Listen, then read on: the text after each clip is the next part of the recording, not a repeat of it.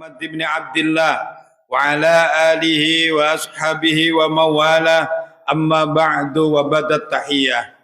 Hadratul kurama wal ajila wal fudala, para alim ulama yang kami takzimkan, Ketua DKM Masjid Baitul Ma'mur beserta kepengurusannya yang kami muliakan, Imam Masjid, Bapak Ibu kaum muslimin muslimat, hadirin hadirat, jamaah sholat isya dan sholat tarawih serta sholat witir Masjid Baitul Ma'mur yang insya Allah semuanya diberkahi dan diridhoi oleh Allah. Alhamdulillah, pada malam hari ini Allah telah memberikan begitu banyak nikmat kepada kita. Salah satunya adalah nikmat iman, nikmat Islam. Dalam keadaan sehat walafiat kita bisa hadir di masjid yang kita cintai ini. Dan hari ini alhamdulillah kita telah selesai melaksanakan puasa hari yang ke-17. Semoga saja amal ibadah kita dari sahur ke sahur, semoga saja semuanya diterima oleh Allah. Amin ya rabbal alamin. Bapak Ibu jamaah yang dimuliakan oleh Allah, tujuan daripada Allah Subhanahu wa taala mewajibkan kita berpuasa adalah la'allakum tattaqun, supaya kita menjadi orang yang bertakwa. Karakter orang yang bertakwa itu banyak. Di dalam Al-Quran itu disebutkan banyak sekali. Tapi pada malam hari ini kami hanya ingin menyebutkan 3 karakter orang yang muttaqin. Ada di dalam surat Ali Imran ayat 133, 134. Apa itu? Yang pertama, orang yang muttaqin itu adalah alladzina yunfikuna fis sarra'i wad dharra. Mereka yang mampu menginfakkan hartanya baik dalam keadaan lapang ataupun dalam keadaan sempit. Bapak Ibu, THR sudah cair? Ubur-ubur ikan lele. Ternyata THR belum cair, Le.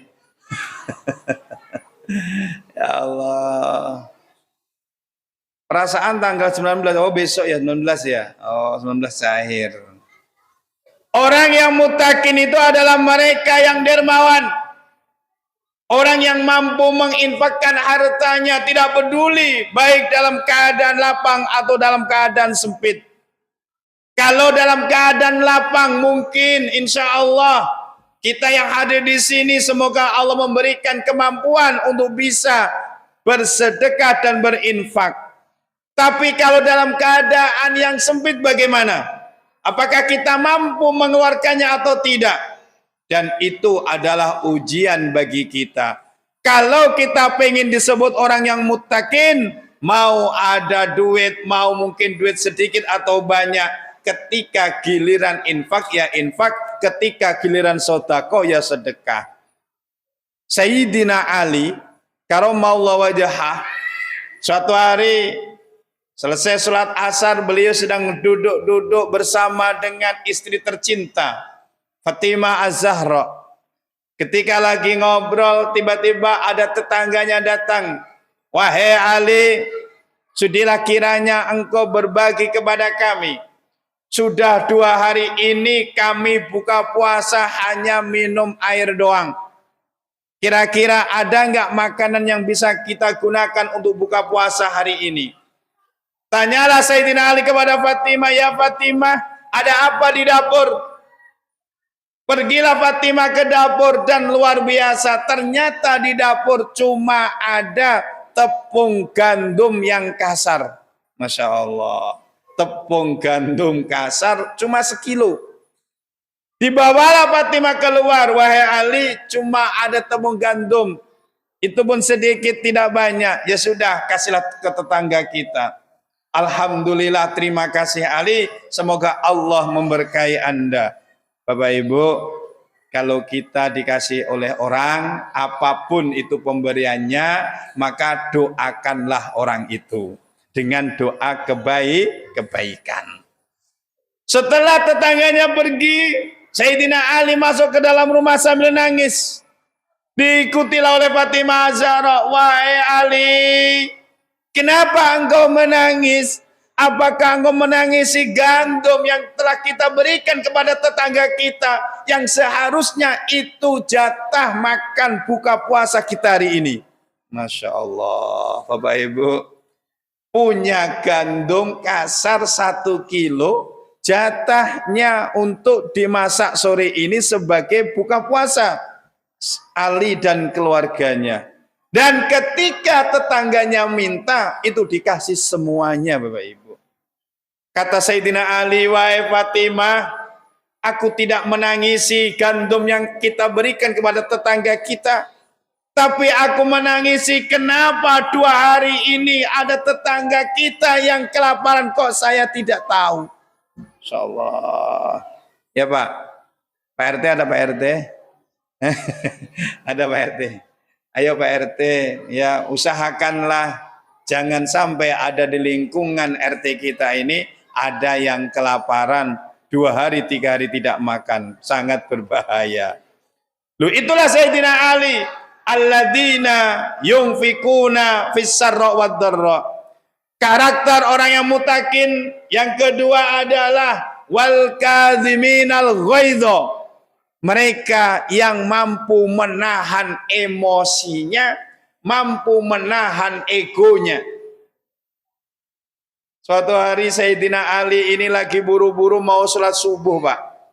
Buru-buru mau sholat subuh. Rasulullah sudah mau rukuk. Ayat terakhir mau rukuk. Tiba-tiba ketika Sayyidina Ali ini lagi buru-buru, di tengah jalan ada orang tua yang jalannya timi-timi. Apa timi-timi itu, Pak? Jalannya pelan-pelan. Izin Bapak Ibu, umpama Bapak Ibu udah buru-buru, Pak Imam sudah mau rukuk, tiba-tiba di tengah jalan kita udah buru-buru, ada orang tua jalannya pelan sekali. Kira-kira Bapak salib atau Bapak tunggu? Ya Pak? Pak Burhan, kira-kira gimana Pak Burhan? Bapak salib atau Bapak tunggu? Ya Allah, ya Allah. Ya, sudahlah Pak Burhan, ya kan, mau buka puasa sama Pak Lurah, ya kan, di Sungai Harapan. Nah, ternyata udah buru-buru ini. Di depannya ada orang naik motor, posisi di kanan dan jalannya pelan-pelan. Kira-kira dikelakson, disalib atau gimana, Pak? Kepot aja, Pak ya. Ini Sayyidina Ali nih, Pak. Takriman wa ta'diman li syaibatihi li suyukhihi, ya, memuliakan karena dia orang tua. Sayyidina Ali ini nggak mau nyalip, Pak, ditunggu di belakangnya. Dan hebatnya lagi, Masya Allah, ketika sampai di depan Masjid Nabawi, orang Arab itu, Pak, mohon maaf ya, dia mau orang Nasrani, dia mau orang Yahudi, dia mau Muslim, pakaian adatnya adalah pakai jubah. Jubah itu pakaian adat orang Arab, loh ya, bukan pakaian ciri khas Islam, bukan ya, pakaian adat orang Arab. Sampai di depan Masjid Nabawi, ternyata orang ini belok, Pak. Kenapa? Karena dia orang Nasrani. Kira-kira kita gimana, Pak? Keluar nggak, Pak, sesuatu yang mulutnya jahat, Pak? Sudahlah, ditunggu jalannya di belakangnya. Ya kan, dia jalan pelan-pelan, kita buru-buru mau sholat subuh, di depan masjid dia belok. Ternyata orang Nasrani. Wah, kalau bahasa sana loh, sana. Janjoknya keluar, Pak. Apa itu janjuk? Keluar itu. Ya Allah, ya Allah. Tapi Sayyidina Ali tidak seperti itu. Dia tahan emosinya, dia tahan egonya, tetap bersabar. Alhamdulillah, Allah muliakan, Pak. Kenapa dimuliakan oleh Allah? Ternyata ketika saat itu Rasulullah sudah ruku, Allah menyuruh malaikat Jibril, Jibril tahan itu punggung Rasulullah. Dengan sayapnya malaikat Jibril menahan punggung Rasulullah sampai seakan-akan Rasulullah ketika rukuk baca bacaannya Subhana Rabbiyal Azim bihamdi itu sampai 2 kali, seakan-akan loh ditahan oleh malaikat Jibril. Karena apa? Ali masih ketinggalan memuliakan orang tua yang jalannya pelan-pelan. Yang ketiga, karakter orang yang muttaqin itu adalah wal afina anin nas.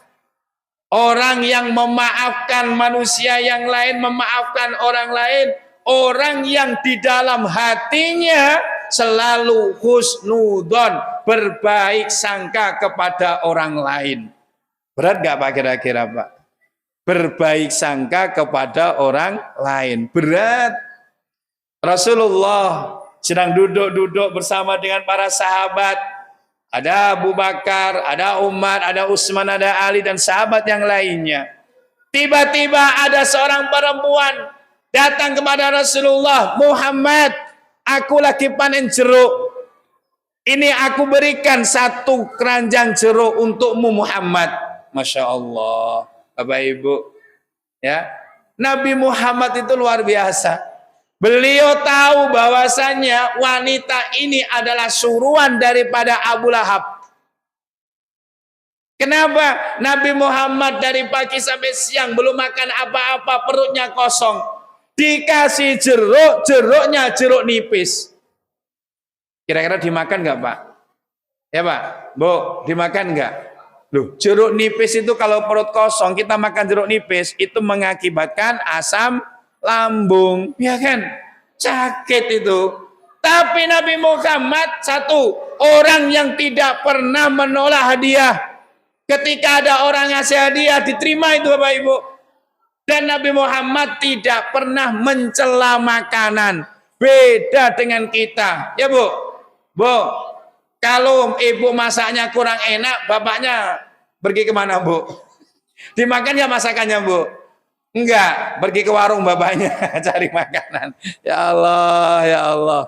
Apa yang terjadi? 1 keranjang jeruk nipis tadi oleh Rasulullah dikopek, dimakan, dikopek, dimakan. Ditanya oleh wanita tadi, Muhammad, enak enggak jeruknya? Oh, manis. Manis manisnya pol. Ya, Masya Allah, 1 keranjang habis. Sahabat yang lainnya, Sayyidina Abu Bakar, Umar, apalah Rasulullah ini? Masa nggak bagi-bagi? Aku juga mau kalau makan jeruk manis. Ya Allah. Selesai orang itu, ya kan? Selesai jeruknya dimakan, selesai. Muhammad, aku balik dulu. Balik. Perempuan ini kecewa sama apa yang dilakukan Nabi Muhammad.